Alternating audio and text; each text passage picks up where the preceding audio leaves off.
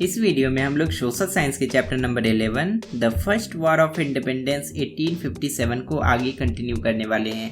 इस चैप्टर का पार्ट 1 हम पहले ही अपलोड कर चुके थे, जिसमें कि स्टार्टिंग के कुछ टॉपिक्स को हमने कवर कर लिया था। पार्ट 1 अगर आपने नहीं देखा है तो इसी वीडियो के पिन कमेंट में आपको उसका लिंक मिल जाएगा, आप उसको भी जरूर देख लीजिएगा। आपकी क्लास के हर सब्जेक्ट और हर चैप्टर को सबसे आसान तरीके से समझने के लिए आप डीएवी गुरु के प्लेलिस्ट में जा सकते हैं, जहां पर अलग अलग कैटेगरीज में आपको हर क्लासेस के वीडियोस मिल जाएंगे। यहां से आप अपने क्लास के वीडियोस को कभी भी बिल्कुल फ्री में देख सकते हैं। इस चैनल को सब्सक्राइब करके बेल आइकन को प्रेस भी कर लीजिएगा, ताकि जो नए वीडियोस आते हैं आपकी क्लास के लिए उसका भी नोटिफिकेशन आपको सही समय पर मिलता रहे।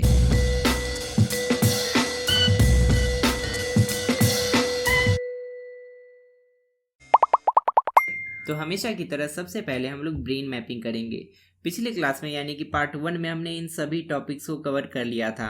आज हम लोग इन सभी टॉपिक्स को इस वीडियो के अंत तक खत्म कर लेंगे। हमारा आज का सबसे पहला टॉपिक है कोर्स ऑफ द रिवोल्ट। सैनिक विद्रोह में क्या क्या कब कब हुआ था, कैसे कैसे हुआ था, उसी के बारे में ब्रीफ में यहाँ पर बताया गया है। बात है अप्रैल 1857 की। मेरठ में सिपाहियों ने अंग्रेजों के खिलाफ एक खुला विद्रोह कर दिया था। उन्होंने ग्रीस पेपर लगे हुए कारतूसों को छूने से भी मना कर दिया था। ऐसा उन्होंने क्यों किया था, इसके बारे में पिछले क्लास में ही हम लोग डिस्कस कर चुके हैं। आपको पता है तो कमेंट में लिखकर बताइएगा।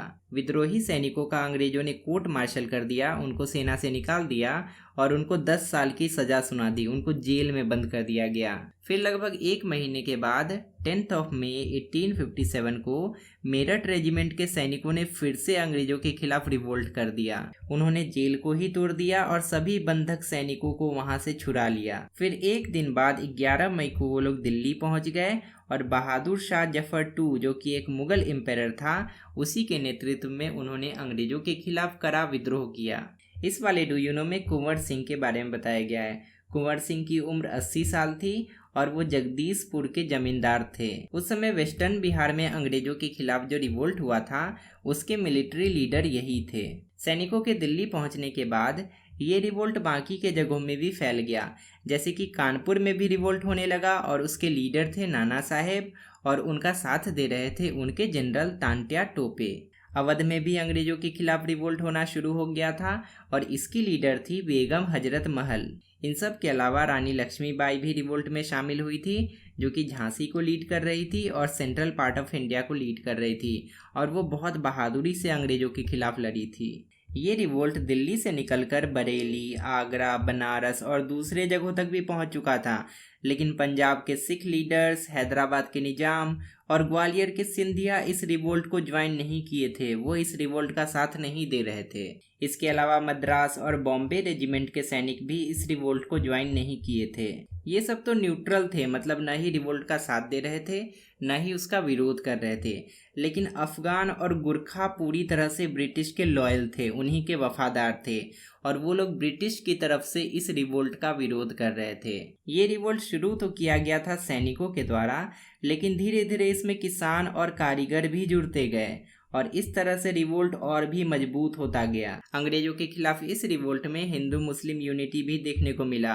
दोनों एक साथ मिलकर अंग्रेजों का विरोध कर रहे थे। Although the revolt was a great event, revolt बहुत बड़ा इवेंट था, लेकिन फिर भी अंग्रेजों ने इसको सप्रेस कर दिया, इसको बुरी तरह से दबा दिया। ऐसा माना जाता है कि अगर 1857 का रिवोल्ट सक्सेसफुल रहता तो भारत उसी समय आज़ाद हो जाता। हमारा अगला टॉपिक है सप्रेशन ऑफ द रिवोल्ट।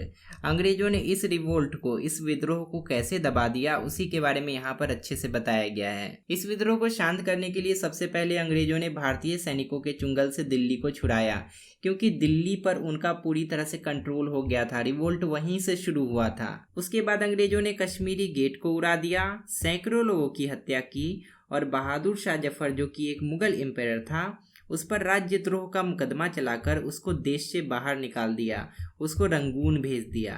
अंग्रेजों ने बड़ी क्रूरता से बहादुर शाह जफर के बेटों को भी गोली मार दिया। उस पर अंग्रेजों का, उनकी औरतों का और बच्चों के मर्डर करने का आरोप था। इस तरह से अंग्रेजों को 2 बहुत ही महत्वपूर्ण सफलता मिली। सबसे पहले तो वो दिल्ली को अपने कंट्रोल में लेने में सफल रहे। उसके बाद उन्होंने बहादुर शाह जफर को बंदी बना लिया और इस तरह से अंग्रेजों ने म्यूटिनी को, इस विद्रोह को बुरी तरह से कुचल दिया। अंग्रेजों ने 1858 में लखनऊ को दोबारा जीत लिया। रानी लक्ष्मीबाई को उन्होंने एक युद्ध में हरा दिया, उनको उसी युद्ध में मार दिया और तांत्या टोपे को अंग्रेजों ने कैद में रखकर उनको फांसी पर लटका दिया। और इस तरह से अंग्रेजों के खिलाफ एक ऐतिहासिक विद्रोह का अंत हुआ और इस विद्रोह को फर्स्ट वार ऑफ इंडिपेंडेंस यानी कि आज़ादी की पहली लड़ाई भी कहते हैं। ओके, तो अगले टॉपिक पर आते हैं जिसका टाइटल है causes of the failure of the revolt. ये विद्रोह इतने जोर शोर से चला फिर भी क्यों फेल हो गया, इसके क्या क्या मेन रीजंस थे, उसी के बारे में यहाँ पर हमें बताया गया है। इससे लॉन्ग क्वेश्चन पूछा जाता है, इसीलिए हर एक रीजन को आप अच्छे से समझिएगा। सबसे पहला रीजन, इस विद्रोह का प्लानिंग महीनों से चल रहा था। एक डेट भी फिक्स किया गया था कि उसी दिन सब लोग एक साथ पूरे देश में विद्रोह करेंगे, लेकिन ये विद्रोह समय से पहले ही हो गया। लोगों का गुस्सा पहले ही फूट पड़ा। क्रांतिकारियों ने जैसा प्लान किया था उसके अकॉर्डिंग कुछ भी नहीं हो पाया। इसी वजह से ये विद्रोह सेंट्रल इंडिया और दिल्ली तक ही सिमट कर रह गया।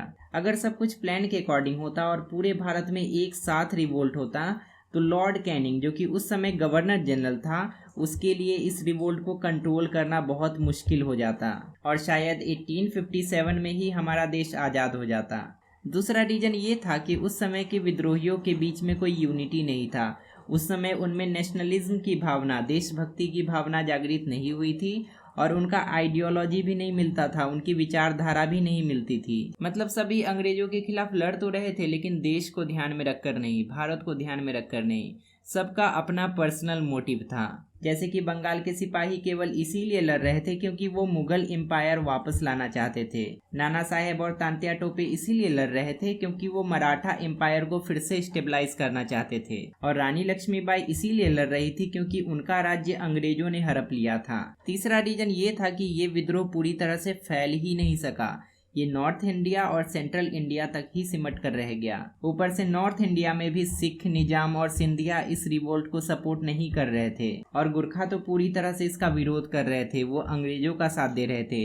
इसी वजह से अंग्रेजों ने बड़ी आसानी से इस विद्रोह को दबा दिया। चौथा रीजन ये था कि उस समय अंग्रेजों के पास युद्ध लड़ने के लिए बहुत एडवांस्ड वेपन था, बहुत अच्छा इक्विपमेंट था और इसके साथ साथ उनके पास एक डिसिप्लिन्ड आर्मी भी थी। उनके पास बहुत अच्छा कम्युनिकेशन सिस्टम था जिस वजह से आसानी से वो अपने संदेश को एक जगह से दूसरी जगह पहुंचा पाते थे। अंग्रेज युद्ध लड़ने के लिए रणनीति भी बहुत अच्छा बनाते थे, इसीलिए अधिकतर युद्ध में अंग्रेजों की ही जीत होती थी। पांचवा और सबसे अंतिम रीजन ये था कि उस समय कोई अच्छा लीडरशिप नहीं मिल पा रहा था जो कि विद्रोहियों को लीड कर सके, उनको सही डायरेक्शन दे सके। भारत के राजा केवल इसीलिए अंग्रेजों से लड़ रहे थे ताकि वो अपने टेरिटरी को, अपने राज्य को बचा सके।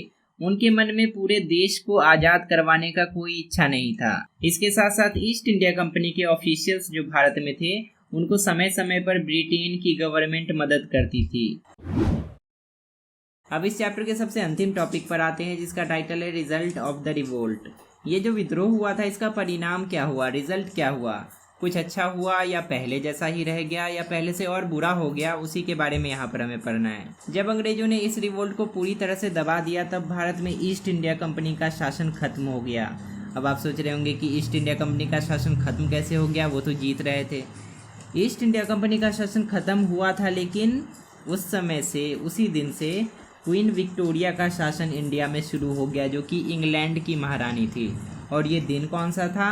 1 नवंबर 1858। मतलब 1 नवंबर 1858 से पहले भारत ईस्ट इंडिया कंपनी के कब्जे में था, लेकिन इस तारीख के बाद भारत पूरी तरह से ब्रिटेन के कब्जे में हो गया, एक कंट्री के कब्जे में हो गया। She assumed the title of the empress of India.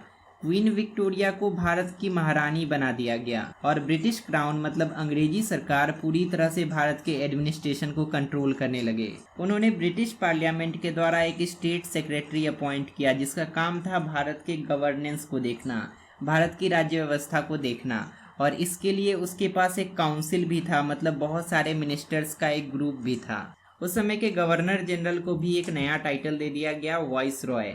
Voice Roy का मतलब होता है the representative of the British crown, मतलब अंग्रेजी सरकार का एक रिप्रेजेंटेटिव जो कि भारत में रहकर अंग्रेजी सरकार के लिए भारत में काम करता था। इसके अलावा अंग्रेजों ने और भी बहुत सारे स्टेप्स लिए ताकि इस तरह का रिवोल्ट दोबारा न हो सके। जैसे कि उन्होंने आर्मी में बहुत सारे सुधार किए ताकि फ्यूचर में ऐसा कोई रिवोल्ट होने से रोका जा सके। उन्होंने एक्सपेंशन के पॉलिसी को भी छोड़ दिया, पहले जो दूसरे राज्यों पर अटैक करते थे उसको जीत लेते थे, ये काम भी उन्होंने बंद कर दिया। साथ ही साथ उन्होंने भारत के राजाओं को यह आश्वासन दिया कि उन पर कोई अटैक नहीं किया जाएगा और साथ ही साथ उनको एडॉप्शन का राइट भी, बच्चों को एडॉप्ट करने का अधिकार भी दिया जाएगा। राइट टू एडॉप्शन भारत के राजाओं के लिए बहुत इंपॉर्टेंट था, क्योंकि डॉक्ट्रिन ऑफ लैप्स के हिसाब से भारत के राजाओं को पहले अधिकार नहीं था कि वो किसी बच्चे को एडॉप्ट कर सकते थे। अगर किसी राजा का कोई पुत्र या पुत्री नहीं होता था तो वो राज्य ऑटोमेटिकली अंग्रेजों के अंडर में चले जाता था। अंग्रेजों ने भारतीयों को रिलीजियस फ्रीडम की भी गारंटी दी कि आप अपने धर्म के हिसाब से कोई भी काम कर सकते हैं और कोई भी काम करने से मना भी कर सकते हैं। भारतीयों को ये भी आश्वासन दिया गया कि उनको हाई पोस्ट पर बिना किसी भेदभाव के अपॉइंट किया जाएगा। अब इतना सब कुछ पढ़ के आप सोच रहे होंगे कि अंग्रेजों को तो हम लोग फालतू में गाली दे रहे थे, ये तो भला मानुस निकला। लेकिन ऐसा कुछ भी नहीं है। अंग्रेज ऐसा केवल अपने फ़ायदे के लिए कर रहे थे। वो बस किसी तरह से अपने राज्य को फिर से स्थापित करना चाहते थे, जिसमें कि वो सफल रहे। 1859 के अंत तक भारत पर अंग्रेजों का फिर से कब्जा हो गया, लेकिन ये रिवोल्ट बेकार नहीं गया। इसको आज भी हम लोग भारत के स्वतंत्रता की सबसे पहली लड़ाई कहते हैं। इस रिवोल्ट से भारत में जन्म लेने वाले दूसरे फ्रीडम फाइटर्स को बहुत इंस्पिरेशन मिला और साथ ही साथ जितने भी लोग रिवोल्ट में शामिल थे वो भारत के हर घर के लिए हीरो बन गए। तो फाइनली हमने इस पूरे चैप्टर को कंप्लीट कर लिया और आपको किस चैप्टर का एक्सप्लेनेशन चाहिए आप कमेंट में लिख के जरूर बताइएगा। आपकी क्लास के सोशल साइंस का प्लेलिस्ट ओपन करने के लिए लेफ्ट साइड में क्लिक कीजिए, वहां पर आपको सभी चैप्टर्स के वीडियोस मिल जाएंगे और अगले क्लास का वीडियो देखने के लिए राइट साइड में क्लिक कीजिए। फिलहाल इस वीडियो में इतना ही, मिलते हैं अगली क्लास में बहुत सारे नए टॉपिक्स के साथ। तब तक के लिए अपना ध्यान रखिए और अच्छे से पढ़ाई करते रहिए।